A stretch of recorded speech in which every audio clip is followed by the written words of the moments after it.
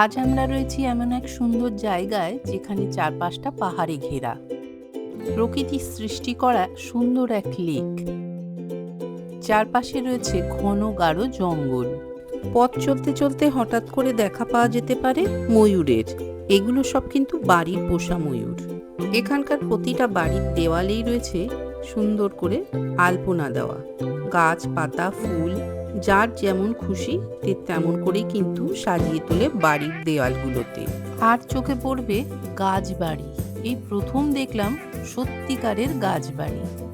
আর আমরা যেখানে রয়েছি সেখানে এইরকম শাল পাতায় বাটি থালাতে সুন্দর করে গুছিয়ে পরিবেশন করা হয় দুপুরবেলার খাবার। সবই তাদের নিজেদের বাগানের তৈরি। এগুলো সব অর্গানিক বলা যেতে পারে। তাহলে চলুন যাওয়া যাক।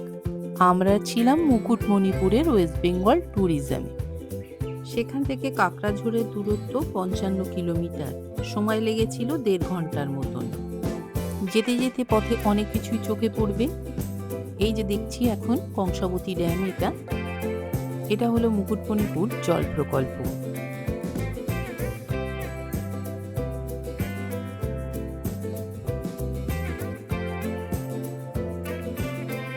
মুকুটমণিপুর সেলফি পয়েন্ট পেরিয়ে আমরা পৌঁছে গেলাম মুকুটমণিপুর 12 লক গেট।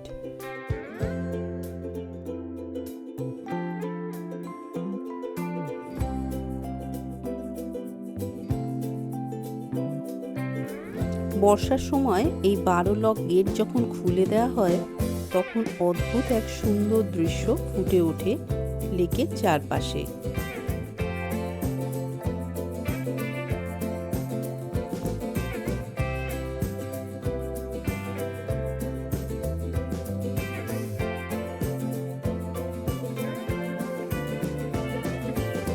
মুকুটমণিপুর থেকে কাকড়াঝোড়ে আমরা যাচ্ছি এই গাড়িটা করে। কংসাবতী ড্যামের পাশে রয়েছে বিশাল বড় এক ফুড কোর্ট। এখানে কিন্তু পিকনিক স্পটও রয়েছে।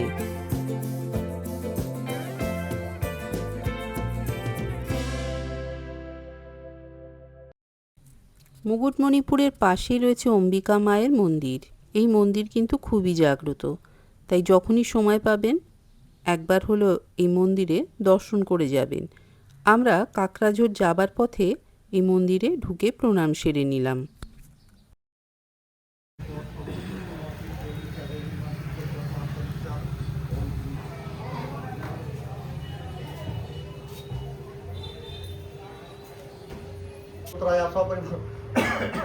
মঙ্গল কামনায় অম্বিকা দ্বীপ জগর্বণ করিছি আমি। পিন্টু মাহাতো গলিয়ার গোত্র সপরিবার মঙ্গল কামনায় অম্বিকা দ্বীপ জগর্বণ করিছি আমি। অনিমা মাহাতো গলিয়ার গোত্রায়া সপরিবার মঙ্গল কামনা। বেলারানী মাহাতো গলিয়ার গোত্রায়া। অম্বিকা মায়ের মন্দিরের ঠিক পাশেই রয়েছে বহু প্রাচীন এক শিব মন্দির। সেখানেও প্রণাম সেরে নিলাম। মায়ের মন্দির আছে এখানে, দেখো পুরনো, বহু পুরনো শিব মন্দির। বাবা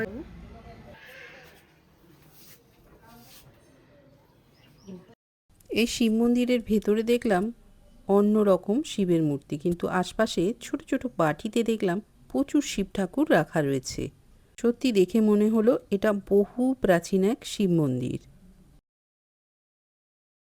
রাস্তায় যেতে যেতে চোখে পড়ল হাতি পাড়াপাড়ের একটা সাইনবোর্ড, কারণ যে এলাকা দিয়ে যেতে হয় সেটা কিন্তু হাতি পাড়াপাড়ের রাস্তা।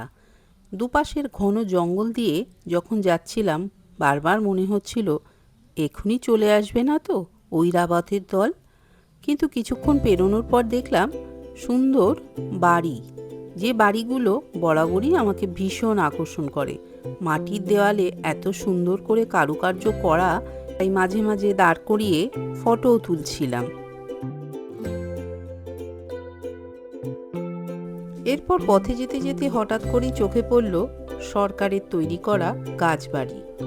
ফরেস্ট ডিপার্টমেন্টের থেকে এই বাড়িটা তৈরি করা হয়েছে গাছের ওপরে হাতির দলকে তাড়ানোর জন্য। প্রতি বছর বহু ফসল নষ্ট করে থাকে হাতির দল। সেগুলো আমরা টিভিতে কিংবা মোবাইলে দেখে থাকি, তবে প্রথম দেখলাম এত সুন্দর একটা গাছবাড়ি, মনে হচ্ছিল যেন উঠে একবার দেখতে পারলে ভালো হতো কেমন লাগে চারপাশটা। তারপরে আবার এগোলাম, কারণ বেশি দূর আর নেই আমাদের ঝিনুক ক্যাম্প। এখান থেকেই প্রবেশ করব। এই যে চলে এসেছি, এসেই দেখলাম আমাদের জন্য তৈরি করে রেখেছে ওয়েলকাম ড্রিঙ্কস। কারণ আগে থেকেই আমাদের সাথে কিন্তু ফোনে কন্ট্যাক্ট করছিলেন এনারা কখন আমরা আসছি। এই হলো আমাদের রুমের ভেতরে যা যা রয়েছে সেগুলো তো দেখাবই, তার আগে আমার বাইরের দিকটা একবার তাকিয়ে দেখতে ইচ্ছে করছিল। চারপাশটা এত সুন্দর, আর রুমগুলো যেভাবে তৈরি করা হয়েছে সত্যি খুব ভালো। চারপাশের পরিবেশ প্রত্যেকটা রুম থেকে কিন্তু দেখা যাচ্ছে। এখানে দুটো পাখা তো রয়েছেই, আর রয়েছে এসি। এসিটা কিন্তু কাজ করে। অনেকের প্রশ্ন থাকে এখানকার এসি কাজ করে, তো হ্যাঁ নিশ্চয়ই কাজ করে। এখন যাচ্ছি ওয়াশরুমটা দেখতে। ওয়াশরুমটাও বেশ ঠিকঠাকই আছে, গিজার থেকে শুরু করে সবই, জলের ব্যবস্থা কিন্তু ভালোই। এরপর ফ্রেশ হয়ে নিয়ে আমরা চললাম দুপুরের লাঞ্চ সারতে। সেখানে দেখলাম এলাহি খাবার, শালপাতার বাটিতে সুন্দর করে পরিবেশন করা হয়েছে বড় এক বেগুন। এসব খাবার দেখে তো অদ্ভুত লাগছিল। সত্যি এভাবে কোনো রিসর্টে যে সুন্দর করে গুছিয়ে পরিবেশন করে সেটা কিন্তু এই প্রথম খেলাম। শালপাতার থালা, বাটি, আর তাতে রয়েছে নানা রকম ভাজা, আর এদের অর্গানিক বেগুন ভাজা। এর সাথে রয়েছে নানা রকম সব সবজি, ডিম, মাছ, ডাল, সব কিছুই বেশ ভালো খাবার। তার সাথে ছিল কাঁচকলা ভাজা। এবার খাওয়া দাওয়া সেরে আমরা বেরোচ্ছি চারপাশটা একটু ঘুরে দেখব করে। আকাশটা একটু মেঘলা রয়েছে, মনে হচ্ছে যেন বৃষ্টি আসবে। দূর থেকে ভেসে আসছিল ময়ূরের ডাক। আমরা যেখানে রয়েছি সেখানে মোট 4টে রুম রয়েছে। প্রতিটা রুমের নাম গাছের নাম থেকে নেওয়া হয়েছে। করম, মহুল, পিয়াল, শাল। শালটা হচ্ছে আমাদের রুম। এখানে দেয়ালে সাঁটা রয়েছে ওয়াইফাই কানেকশন। প্রথমে আমরা মোবাইলে ঠিক করে ওয়াইফাই কানেকশনটা করতে পারছিলাম না, তারপরে এনারা ঠিক মতন করে দিলেন। আর এই শাল রুম থেকে কিন্তু এই দূরের পাহাড়টা সুন্দরভাবে দেখা যায়। আর এখানে রয়েছে একটা বাঁশের ওয়াচ টাওয়ার, আর তার পাশে রয়েছে আরেকটা বসার ব্যবস্থা। আর দূরে দেখা যাচ্ছে টেন্ট। আর ওই দূরে রয়েছে আরও বেশ কিছু রুম। আর এটা হলো ডাইনিং এরিয়া। এই যে দূর থেকে দেখা যাচ্ছে আমরা যেখানে রয়েছি, আমাদের রুম থেকে এই যে পাহাড়টা, ওয়াচ টাওয়ারটা, যে বসার ব্যবস্থাটা, আর এখানেও বেশ সময় কাটানোর জন্য দোলনা রয়েছে আর বসার ব্যবস্থা রয়েছে। আর এই দেখো, ইনি হলেন ভুলু, দুষ্টুমি করেছে তাই একে বেঁধে রেখে দিয়েছে। আচ্ছা, এবার তো ঘুরে দেখলাম চারপাশটা। এবার দেখাচ্ছি এখানে কিছু ছোট টেন্টও রয়েছে। তার উল্টো দিকে রয়েছে নন এসি মোট 4টে রুম। এখান থেকে হঠাৎ করে দেখে মনে হবে উত্তরবঙ্গের কোনো জায়গায় বেড়াতে এসেছি। সারা বছরই কিন্তু এখানে ঘুরতে আসা যেতেই পারে। যারা গরমের সময় যাবে হয়তোবা আমের চাটনি বেশ জমিয়ে খাবে। আর এদের কিন্তু স্পেশাল ছিল শালপাতা মোড়া চিকেন, তবে আমরা সেটা আর খাইনি, তার কারণ বৃষ্টি হচ্ছিল সেদিন খুব। এখন চলে এসেছি রিসর্টের একেবারে শেষের দিকে। এটা হলো পার্কিং এরিয়া। ঝিনুক ক্যাম্প এইখান থেকেই শুরু। এই হলো এদের ফোন নাম্বার।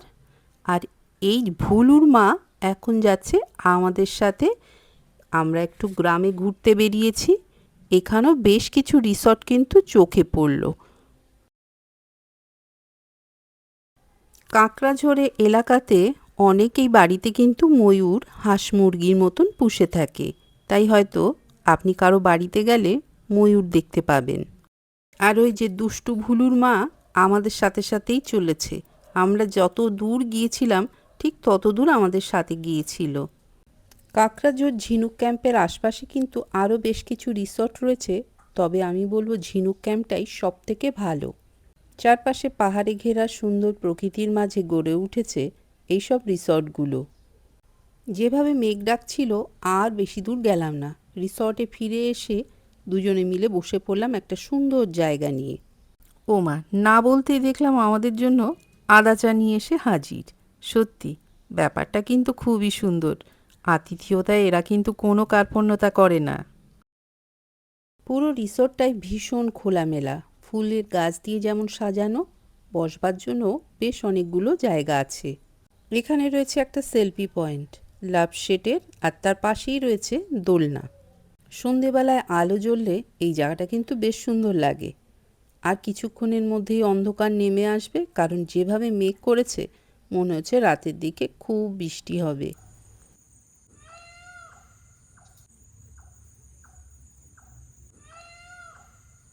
দূর থেকে শুনতে পাচ্ছিলাম ময়ূরের ডাক, হয়তোবা ভেতরে ঢুকে পড়বে। শুনেছি এই রিসর্টের মধ্যে নাকি চলে আসে।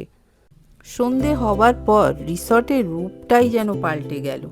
এত সুন্দর চারপাশে লাইট দিয়ে সাজানো, চারপাশে পাহাড়, আর তার মাঝে রয়েছে কাকড়াঝোড় ঝিনুক ক্যাম্প। বসবার জায়গা থেকে শুরু করে রিসর্টের প্রতিটা রুমেই সুন্দরভাবে আলো দিয়ে সাজানো রয়েছে। যেখানে খুশি সেখানে বসো, সারা দিন মজা করো, ছুটি কাটাও। এখন রয়েছি ওয়াচ টাওয়ারে, সেই জায়গাটাতেও সুন্দর আলো দিয়ে সাজানো। চারপাশে ধীরে ধীরে অন্ধকার নেমে আসলেও রিসর্টে কিন্তু প্রচুর আলো, বোরিং হবার কোনো জায়গা নেই। শুধু যদি একটু হালকা মিউজিক হতো তাহলেও বেশ ভালো হতো। এখন রয়েছি সেলফি পয়েন্টে। এই যে বললাম লাইট জ্বালার সাথে সাথে এই জায়গাটা আরও বেশি সুন্দর হয়, তাই সেলফি পয়েন্টে বসে সময় কাটাচ্ছিলাম। যতটা সম্ভব পারি ভিড় এড়িয়েই বেড়ানোর চেষ্টা করি। এই রিসর্টে থাকা খাওয়া নিয়ে একটা প্যাকেজের মধ্যে থাকে। সকালের বেডটি থেকে শুরু করে রাতের ডিনার পর্যন্ত মোট 5 বার কিন্তু আমাদেরকে দেওয়া হয়েছিল। এসি নন এসির কিন্তু আলাদা প্যাকেজ। এরপর সন্ধে হতেই আমাদের জন্য নেওয়া হলো মুড়ি আর পকোড়া। আগে থেকেই বলেছিলাম অল্প করে দিতে। ঝিনুক ক্যাম্পের একজন স্টাফের বাড়ি পাশেই, তো সে তার জমির থেকে নিয়ে এসেছে এই কাঁচা ছোলা, আমাদেরকেও দিল খেতে। এই প্রথম খাচ্ছি, এর আগে কখনো খাইনি এগুলো। এই যে কাঁচা ছোলা। এরপরে রাতের ডিনারের টাইম চলে আসলো। রুটি, চিকেন আর আলু ভাজা ছিল আজকে রাতের ডিনার। বৃষ্টি শুরু হয়ে গেছে, চারপাশে ঝিরিঝিরি বৃষ্টি পড়ছে।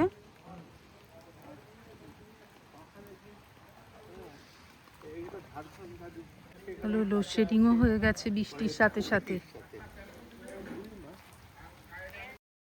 রুমের সামনে বারান্দায় বসে বসে বৃষ্টি দেখতে কিন্তু বেশ মজা লাগছিল। পরদিন ঠিক করলাম সকালে উঠে একটা গাড়ি করে চারপাশটা ঘুরে দেখব। এখানে নাকি সাইট সিন বেশ কিছু রয়েছে, তাই রাতে তাড়াতাড়ি ঘুমিয়ে পড়লাম। সকালবেলায় আবার ব্রেকফাস্ট করে বেরিয়ে পড়তে হবে। গুড মর্নিং সবাইকে। আজকে সকালবেলাটা দেখলাম একেবারেই আকাশ পরিষ্কার হয়ে গেছে। এখানে কাকড়াঝোড় ঝিনুক ক্যাম্পের আশপাশে কোথায় কোথায় ঘুরতে যাওয়ার জায়গা রয়েছে তার একটা চার্ট লাগানো রয়েছে। আমরা যাচ্ছি বেলপাহাড়ির দিকে। বেলপাহাড়িতে অনেকগুলো স্পট রয়েছে, সেগুলোই দেখব। তার আগে সেরে নেব ব্রেকফাস্ট। সকালে লুচি, সাদা আলুর তরকারি, ডিম সেদ্ধ, হালুয়া এসব দিয়ে ব্রেকফাস্ট করেই আমরা বেরিয়ে পড়লাম সাইট সিন করতে। তাড়াতাড়ি বেরোতে হবে, তার কারণ আবার ফিরে এসে দুপুরের লাঞ্চটা সেরে নিতে হবে। পথের দুপাশে পড়বে এইরকম বাড়ি, যেগুলোতে নানা রকম ছবি আঁকা। এছাড়াও অনেক কিছু চোখে পড়বে। পথ চলতে চলতে এইরকম ঝোড়া পড়বে যেখানে নাকি হাতিরা জল খেতে আসে। বেশিক্ষণ দাঁড়ানো যাবে না, বলা তো যায় না বিপদ কোথায় ঘাপটি মেরে বসে আছে। তাই এখান থেকে বেরিয়েই সোজা চললাম আমাদের প্রথম সাইট সিনে।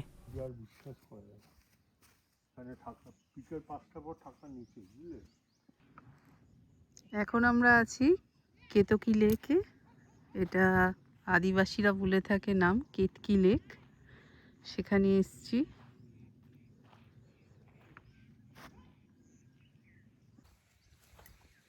চারপাশটা খুবই সুন্দর।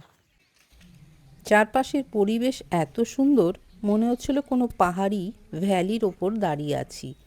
লেকের জলে পড়ছিল গাছের প্রতিফলন। অপূর্ব সুন্দর দৃশ্য। উড়ে যাচ্ছিল দূরে এক ঝাঁক সাদা বক। শীতের সময় এই এলাকাতে নাকি প্রচণ্ড ভিড় থাকে। সত্যি তো, ভিড় তো হওয়ারই কথা, এত সুন্দর একটা জায়গা।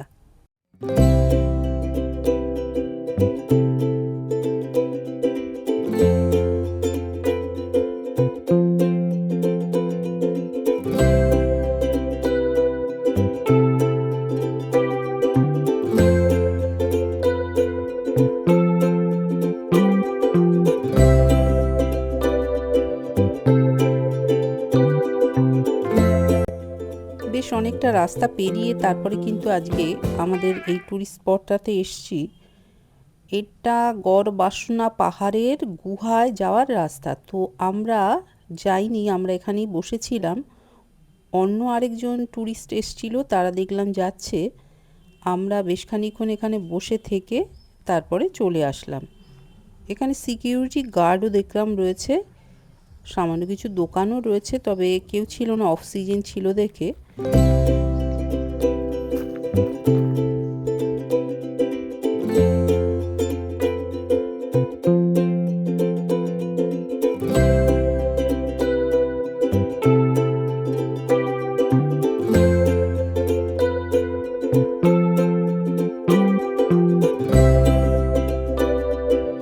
এখন আমরা রয়েছি খান্দারানী লেক।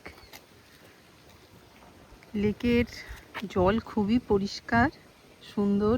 লেকটা তো দেখতে খুবই সুন্দর লাগছে দূর থেকে, এত সুন্দর ভিউ। পাহাড়ের রেঞ্জগুলো দেখা যাচ্ছে, শাল গাছ চারপাশে ঘেরা। আর এই যে একটা ছোট ব্রিজের মতন, এপাশে আবার জল পড়ছে দেখি। এই যে